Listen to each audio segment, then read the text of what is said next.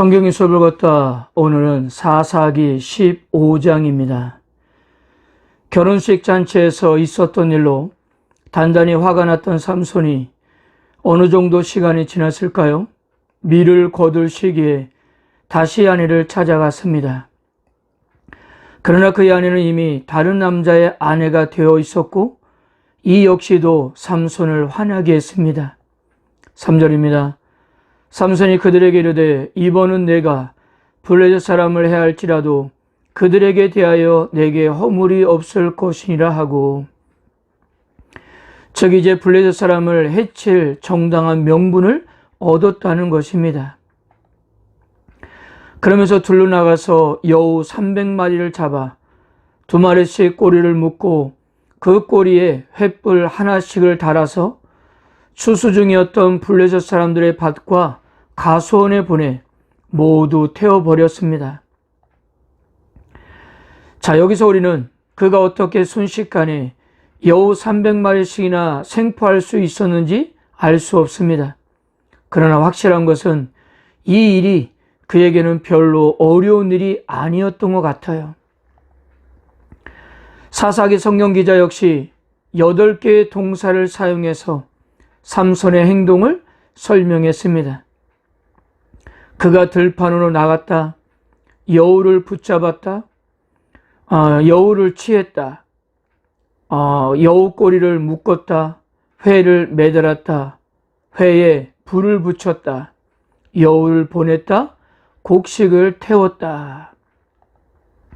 4절과 5절을 구성하고 있는 히브리 단어가 총 26개인데요. 그 중에 8개가 동사이니 거의 3분의 1이 동사인 셈인 것입니다. 그러니까 흔히 일이 순식간에 일어난 것을 역설할 때 사용하는 히브리어 기법입니다. 그리고 성경 기자가 하나님의 직접적인 개입을 언급하진 않았지만 이 일은 분명 하나님께서 하셨던 일이었습니다. 이미 사사기 13장에서도 말씀드린 대로 단지파가 여호수아로부터 기업으로 받은 땅은 농사짓기에 아주 비옥한 땅이었습니다. 이미 그곳에 터를 잡고 있었던 블레셋 사람들도 그러한 비옥한 땅에서 농사를 짓고 있었어요. 이러한 곡창지대에 불을 놓았으니 블레셋으로서는 상당한 타격을 입었을 것입니다. 자, 그런데 우리가 본문을 보게 되면 좀 이상한 점은 이런 상황에서 블레셋 사람들은 직접적으로 삼손을 공격하지를 않았다는 거예요. 6절에서 이 일을 삼손이 했다는 사실을 분명 그들은 알았습니다. 그런데 삼손을 잡는다든가 아니면 삼손을 잡으려고 추격하지도 않았습니다. 블레셋이 이 일로 아내 되었던 여인과 그의 아버지를 불살랐을 때도 삼손은 이것을 이유로 또 블레셋 사람들에게 큰 타격을 입혔지만 그래도 삼손을 직접적으로 공격하지는 않았어요. 화는 엉뚱한 곳에서 불고 삼손에게는 손을 대지 못했습니다. 여러분, 왜 그랬을까요? 그렇게 삼손이 블레셋에게 막당한 피해를 주는데도 블레셋은 주변만 공격할 뿐 직접적으로 삼손을 공격하지 않았던 이유가 무엇이었을까요? 그것은 아마도 그동안 경험했던 삼손의 능력을 알았기 때문이었을 것입니다. 아무리 많은 병력을 준비한다 해도 삼손 한 사람을 이길 수 없다라고 생각하기 때문이에요. 오히려 블레셋 사람들은 삼손이 자신들을 공격할 수 있는 꼬투리를 없애려고 무지 애를 쓰고 있는 모습이라는 거예요. 여러분, 그렇다면 이스라엘 백성들은 이러한 사사를 앞세워서 얼마든지 블레셋 손에서 벗어날 수 있지 않았을까요? 그러나 이스라엘 백성들은 현재 블레셋의 통치에 그저 순응하고 있을 뿐이었습니다.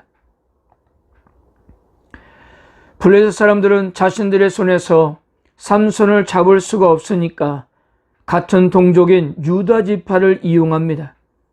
그래서 같은 동족인 유다 지파는 3,000명이 내려가서 삼손에게 이렇게 말했습니다. 11절입니다. 유다 사람 3,000명이 에담 바위 틈에 내려가서 삼손에게 이르되 너는 블레셋 사람이 우리를 다스리는 줄을 알지 못하느냐? 내가 어찌하여 우리에게 이같이 행하느냐 하니 삼손이 그들에게 이르되 그들이 내가 행한 대로 나도 그들에게 행하였노이나 하니라. 즉 무엇입니까? 왜 잠자는 사자를 건드렸느냐는 논리예요. 왜 가만히 있지 않고 자꾸 문제를 일으켜서 우리를 이렇게 힘들게 하느냐는 것입니다. 제발 조용히 좀 살게 해달라는 것이었어요. 여러분, 유다 지파가 누구입니까? 이스라엘에서 가장 유력한 지파입니다. 그런데 하나님의 능력을 의지해서 싸워보겠다는 의지도 없이 이렇게 고분고분 말을 잘 듣고 있었다면 나머지 지파들은 과연 어떻게 살고 있었을까요? 삼손은 어떤 저항도 하지 않고 순순히 유다 지파 사람들에게 묶여서 블레셋의 인도가 되었습니다. 그러나 그때 여호와 영이 삼손에게 임하면서 그의 몸을 묶고 있었던 쇠밧줄은 쉼없이 끊어지게 되었고 주변에 나귀 턱뼈 하나로 1,000명이나 되는 적을 시체 무더기로 만들었던 것입니다. 참으로 놀라운 성과가 아닐 수 없습니다. 여호와 영이 임한 삼손은 어느 누구도 범접할 수 없는 사람이었습니다. 아마도 다시 한번 블레셋 사람들에게는 이와 같은 사실이 각인되었을 것입니다. 그런데 성경 기자는 이러한 상황에서도 아쉬운 한 가지 사실을 밝히고 있습니다. 우리 성경에서 나귀의 새 턱뼈라고 했는데요. 쉽게 말해서 싱싱한 나귀의 턱뼈입니다. 즉, 나귀가 죽은 지 얼마 되지 않는 상태를 말합니다. 무엇입니까? 그는 죽은 짐승의 사체를 만지게 되었다는 거예요. 싱싱한 턱뼈이니 피를 만질 수밖에 없었을 겁니다. 그가 나신으로서 해서는 안 되는 일을 지금 하고 있었던 겁니다. 누구보다도 정결해야 할 그가 더 부정하게 되었다는 사실입니다. 그리고 그뿐만 아니었습니다. 삼손은 그 승리가 자신의 승리인 것으로 생각을 했어요. 16절입니다. 이르되 나귀의 턱뼈로 한 더미 두 더미를 쌓았으며 나귀의 턱뼈로 내가 1,000명을 죽였도다 하니라. 과거 홍해를 건너고 난 후에 부른 미리암의 노래, 전쟁에 승리한 후에 부른 드보라의 노래, 모두 전쟁에서 이기게 하신 하나님을 찬양했습니다. 근데 삼손은 1대 1000의 전쟁에서 자기가 이겼노라고, 내가 죽였노라고 노래하면서 여호와 하나님에 대해서는 언급조차 하지 않았습니다.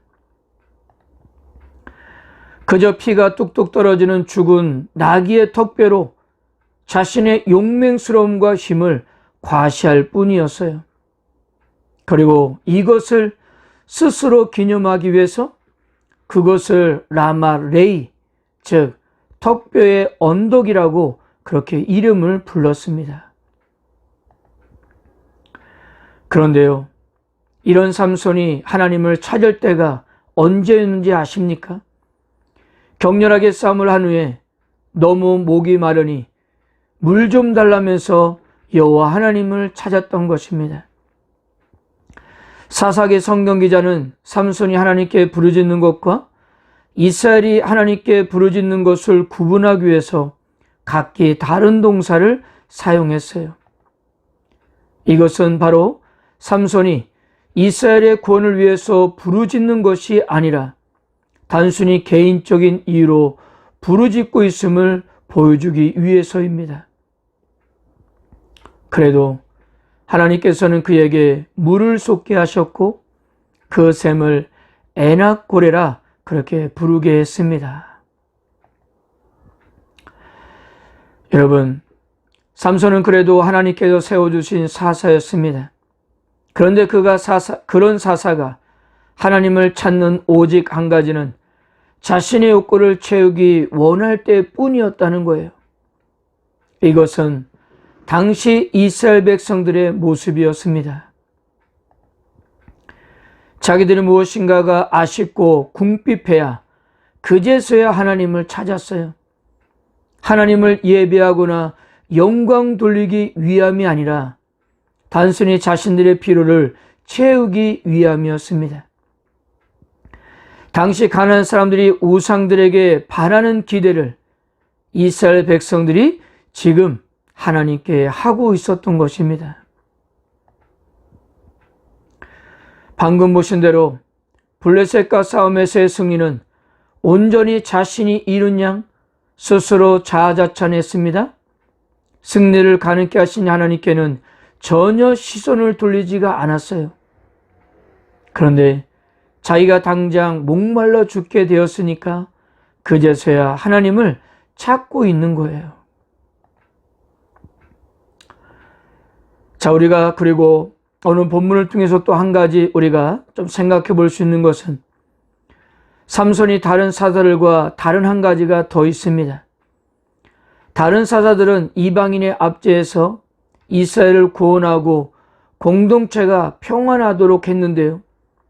삼손은 블레셋의 다스림을 받는 기간에 사사로 활동했다는 점이고요. 그리고 이스라엘에 사사가 있으면서도 이스라엘 공동체는 결코 평안하지 못했다는 것입니다.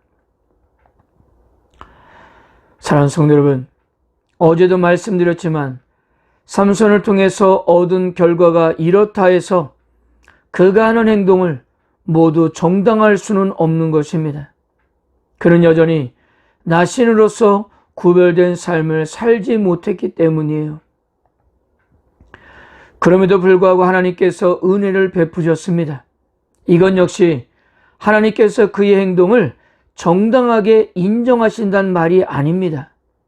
부족하고 연약한 그를 하나님께서 그래도 사용하실 뿐이었어요.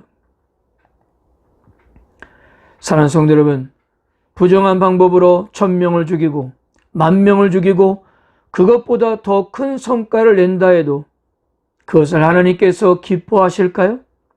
아닙니다. 하나님께서 기뻐하시는 것은 작은 것이라도 하나님 앞에 정직하고 진실하게 행할 때 가능한 것입니다. 오늘 우리에게 어떤 큰 성과가 없다 하더라도 하나님 앞에 신실하게 살았다면 되는 것입니다. 그리고 우리가 하나님을 찾을 때 우리들의 당장 필요에 의해서가 아니라 매사가 하나님을 찾고 하나님께 묻는 시간이 되었으면 합니다. 오늘도 나와 함께 하신 하나님을 의식하면서 그리고 우리를 통해서 일하시는 하나님 앞에 겸손함으로 영광 돌리신 하루가 될 수 있기를 축복합니다. 아멘.